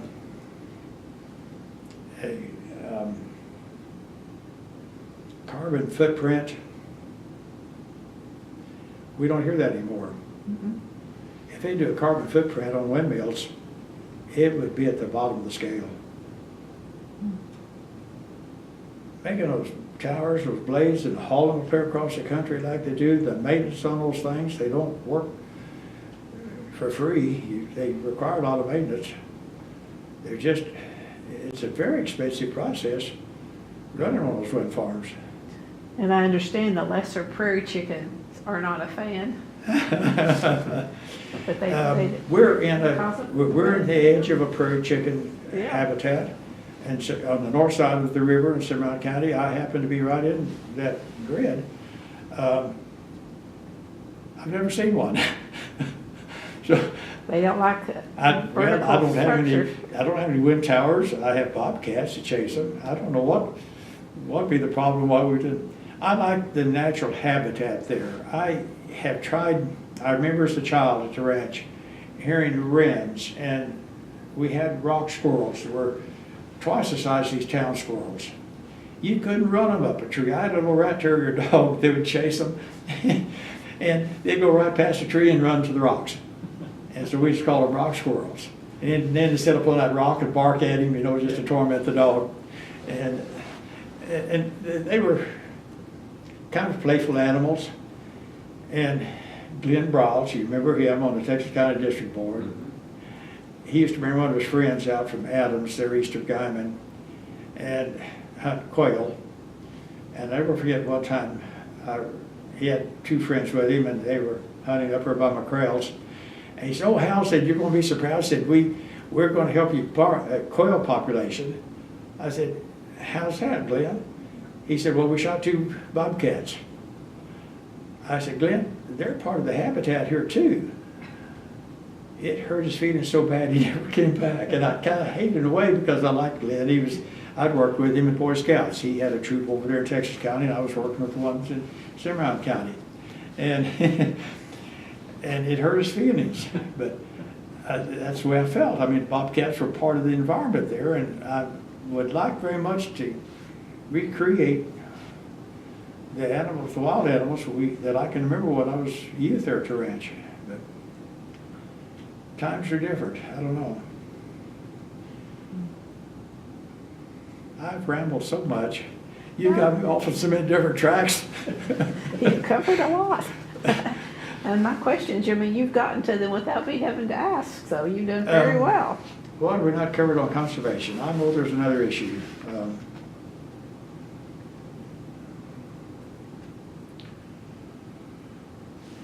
These 3 pages of notes I wrote haven't done me a darn bit of good, have they?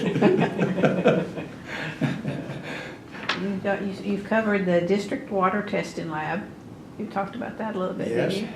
Oh, well, no, let's talk about that a little more, because that was a big issue. Again, when I was on the commission, there's a lot of abandoned homesteads in the rural areas where people have moved to town.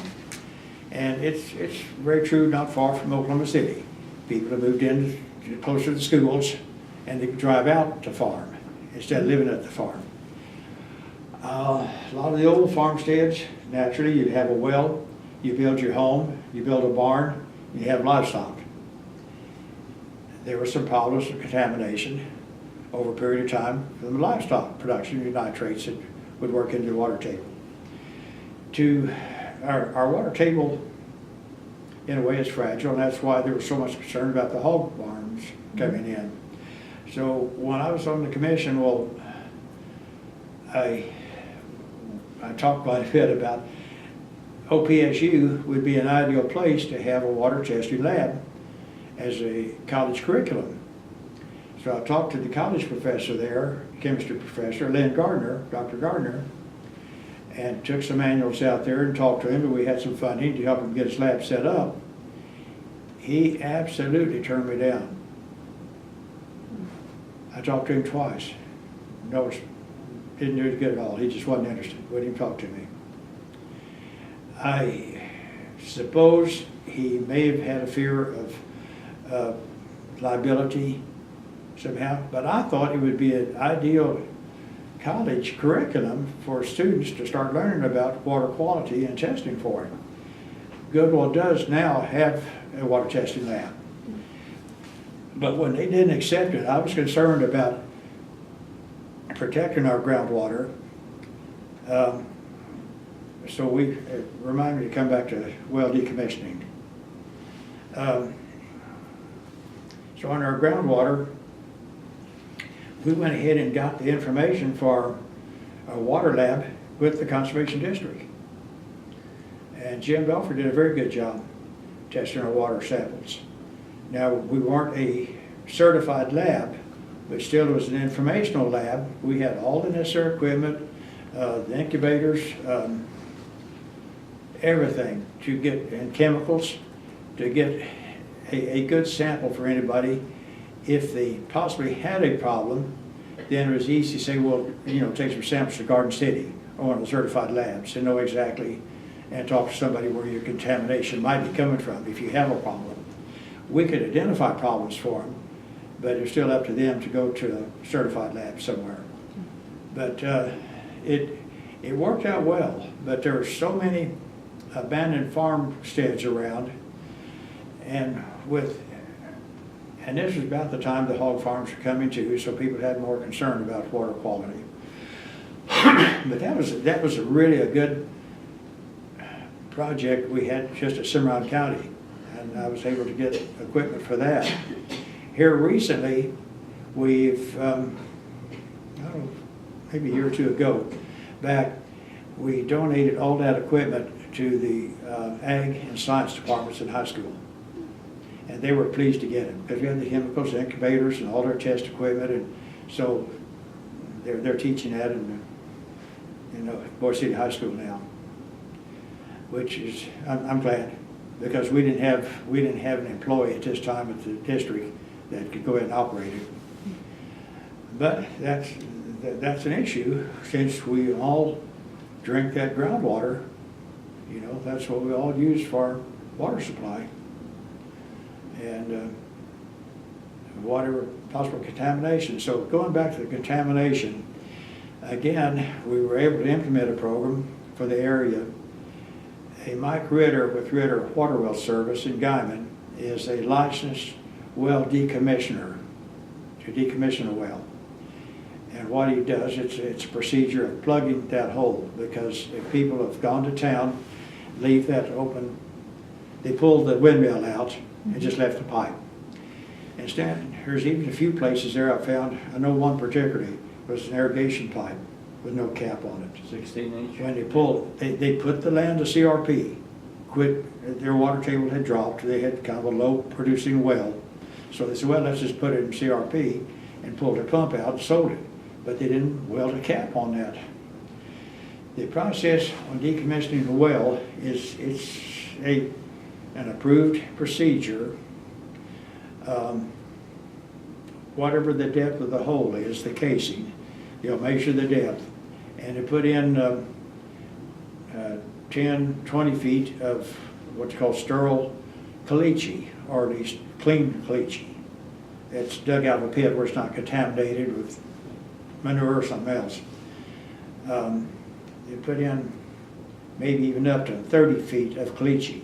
Then 5 feet of a well plug, which is bentonite, oil field drilling mud. Then another 30 feet, and then 5 feet of bentonite. Oh, and each time they do that, they put in 5 gallons of water to hydrate that. It swells the caliche and the bentonite. Bentonite's a drilling mud. It's oil companies have used for a long time in their drilling process. But it helps hydrate and seals it. That reminds me of another thing we do on the hydro source. Well, I'll mention that when we're talking about the tree planting and equipment for that, we do sell quite a bit of hydro source, which is it expands with water and keeps it there, or you mix the granules with the tree roots, and it'll hold water and then gradually release it. So it keeps it moist for a long time with that hydro source. So we sell that through the district with our drip equipment. Back to the decommissioning the wells, then they'll keep doing that to get within 15 feet of the surface. Then they put in 10 foot of concrete. And then the top 5 foot that's exposed, then cut the pipe off and weld a cap on it. And then cover it all up. So it's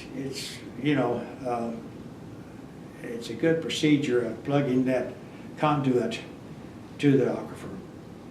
And do they keep track of where they've done that? Yeah. I mean, they have a map of all of these plug wells? I'm sure they do, yeah. This Ritter Well Service, I'm sure he's probably got a pretty good map on where they are. And there's more to be done. It's a matter of training. I had one track, one of the first ones we did in Texas County. I've got some pasture there on the Frisco Creek south of Guyman south of Goodwill, town of Goodwill. And we've got a well that's been abandoned for years, right there by the blacktop going south. And so I talked to Ritters and I said, this would be a good place to have a demonstration. And he said, yeah. So they jumped on it real quick. And that's one of the first ones we did out there. Because we could advertise it and have people drive by and see what we're doing and try to create some interest for people to know what they could do. So that was one of the earlier ones we plugged, was there on that pasture, just a couple miles south of Goodwill. But it was right there by the highway, so it was easy to get to. Well, let's see, what else on conservation? I've rambled so darn much, you've got me off. I'll look to the I really expert. don't. I've made some silly suggestions here, but I was thinking of the reason that a lot of things that you're looking at in conservation have to do with the economy of the county. I mean, the more economy you have, the more likely you'll have people either getting a second job and maintaining the farm that way or what have you. And be it by, and I mentioned tourism a while ago, and that's not been a big thing. I mean, that never was a big thing. It wouldn't sustain much. But it's a lot of little things that we've looked at over the time, and it's like broadband. Broadband is lacking in rural areas. So you can't work at home and be on the internet, and the world's coming to one of these, the idea that you could sit at your house and work for someone in Hong Kong. And those That's a are the good things point. that are lacking. And, you know, maybe it's too futuristic to be talking about those things, but yeah. Well, because of the space between all of us out there and the low population, it's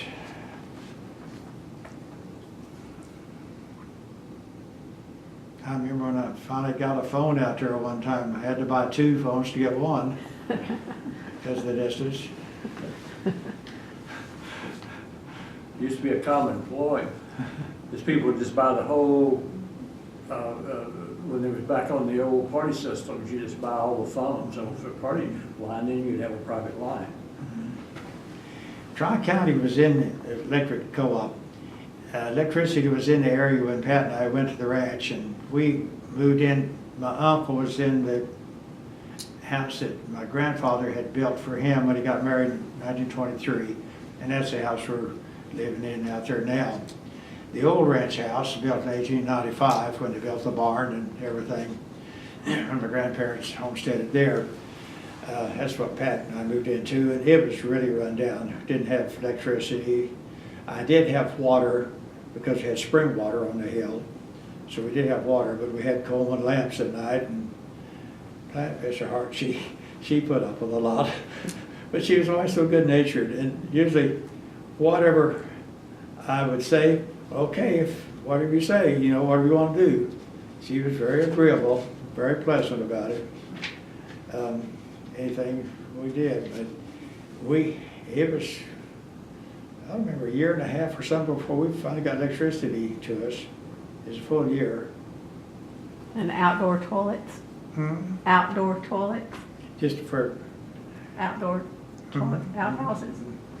yeah. Well, we did work on summer and put those in because of the spring water.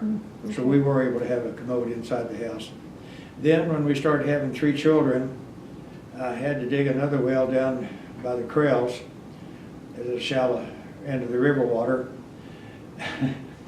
We had power by then, and put an electric pump on it to help her do diapers with a Maytag washer. But yeah, it was pretty challenging for her. Looking back at it, I don't know, but she stayed with me. I don't know why. Well, looking back, you've had quite a few recognitions, like the 1997 Conservation Hall of Fame and the Agricultural Hall of Fame. They were desperate to find people to recognize something. Population was so sparse that they had to draw straws to get somebody to, You've been a good steward of the land from what I can gather from all of Well, this. So. it's, I guess looking back at it, it's been quite a journey. It's been enjoyable. And I could have been, if I had worked harder to be more financially stable, I probably could have devoted an awful lot of time making a living, making more. But I got along. I got by. And the Panhandle is better because of it. Well, I hope so. I hope so. I guess instinctively, I've always had a desire to do something to make something better, to improve things. And since my early experiences with the environment, I think that's why it fit naturally that way. Sounds like it. Yeah. Anything else? Well, if there's nothing else. Now let me look at my notes and see we've got Okay. another hour or two here. Okay, We'll come well, back again. if Surely not, there's something we haven't covered. you're welcome to look real quick, or we'll just say thank you very much. To and- talk about it. Because environmentally, I think we've covered the main issues, because when I recognize an opportunity for something, I guess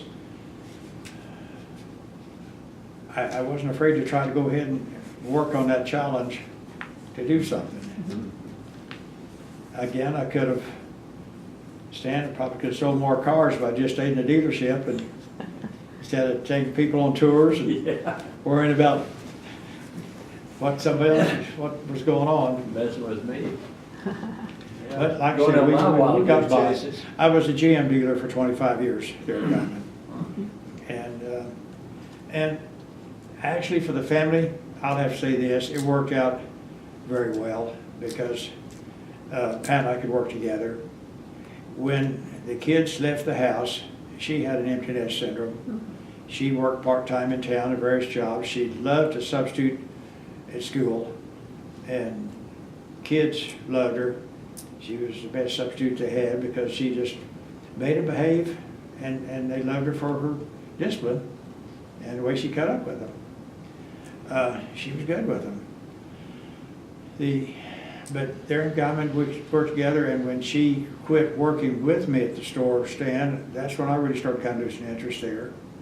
Because I could hear her cutting up with people up there, and years after she was there, people would come in and get their car serviced or something. Well, where's Pat? I want to go argue with Pat. Where's Pat? You know, she was a key part of and I have said before that indirectly she probably is responsible for selling cars as a salesman was, just because people come in and visit with Pat a while, or visit with her when they were getting their car worked on. That was when she would really spend time with them, because they'd go up front to wait while the car was being serviced or something.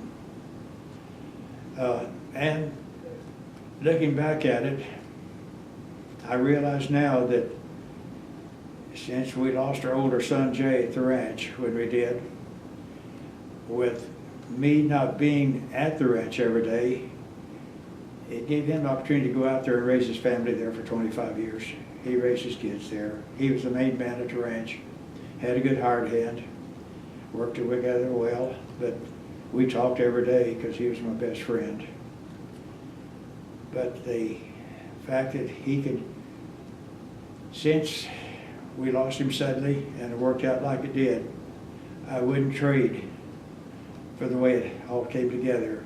That I got off the ranch with Pat, we did things together, and Jay was there at the ranch raising his family. It's let me go back to the ranch.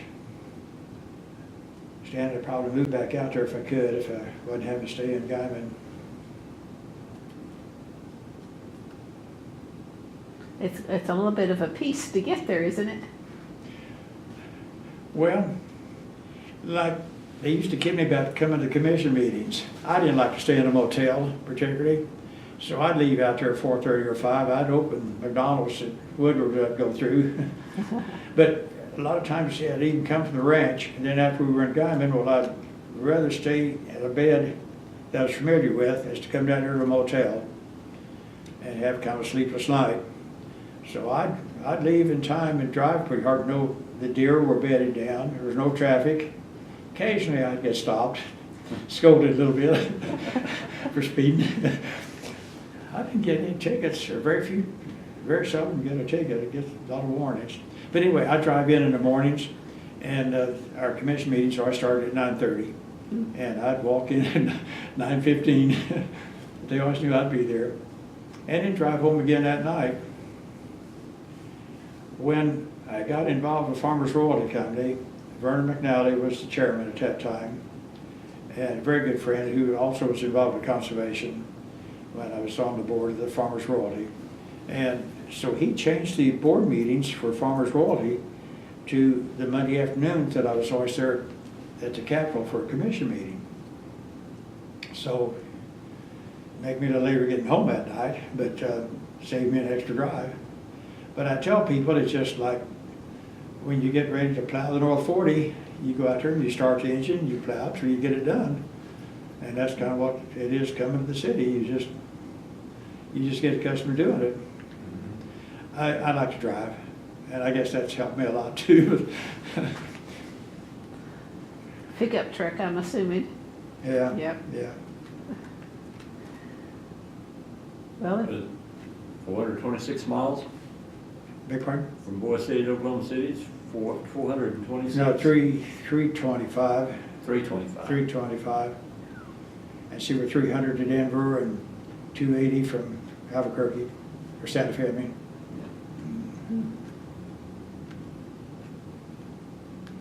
Yeah, it's 5.5 hours, maybe 6 hours if you stop very much from Boise City. And of course, we're 22 miles north of Boise City. But fortunately, a lot of the later years since I had that house in Guyman too, that reduced my trip quite a bit. I mean, I felt like it did. I guess it did. It still takes 4.5 hours, 5 hours from Guyman, so Yeah. 4.5. so it's a commitment, dedication. Well, fortunately, Pat and I got acquainted with David Boren when he ran for office. With everybody carried a broom, a clean sweep. He was not the favorite Democrat at that time, the Democratic Party for governor. J. Howard Edmondson. And so his campaign was a broom, a clean sweep. And Pat and I both worked. We were involved with the Cattlemen Association at that time, quite a bit, and had an opportunity to meet him and get acquainted with him. In fact, we one time entertained him, took him out to Kenton in my car, had a highway patrol. We were late getting back to Boise City for our Rotary meeting that he was supposed to be the speaker at. And because David Boren likes to visit, you don't hurry him along. And the highway patrol was following me, and he said, just drive whatever you want to. So boy, just highway patrol followed me all the way to Boise City from Kenton. We made good time. And he was late getting there. But then I guess what happened when I was appointed to the commission, I didn't say that. Gene Ernest had resigned to go to the FSA at Stillwater as the director. And so it's an unexpired term. So Boren was looking through potential candidates from Area 1, because the state's divided in 5 districts. There's 5 commissioners, and so there's 5 districts. So Boren was looking through names, and apparently somebody else Solomon had submitted somebody else's name. I never found out who. I always had a feeling it might have been Vernon. I don't know. Could have been. But apparently Boren went through the list and he said, I want Hal Clark. So don't remember the young man's name, one of his office staff called me one morning. I said, well, I said, really? He says, well, you told the governor you felt like there should be more representation from the Panhandle. I said, well, yes, I did. He said, well, you're it.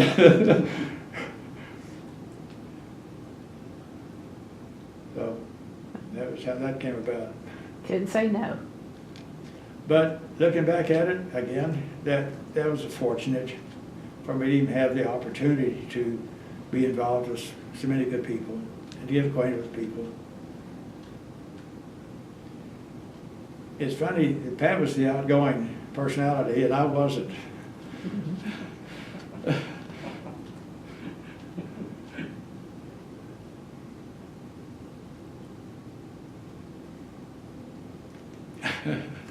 Are we done?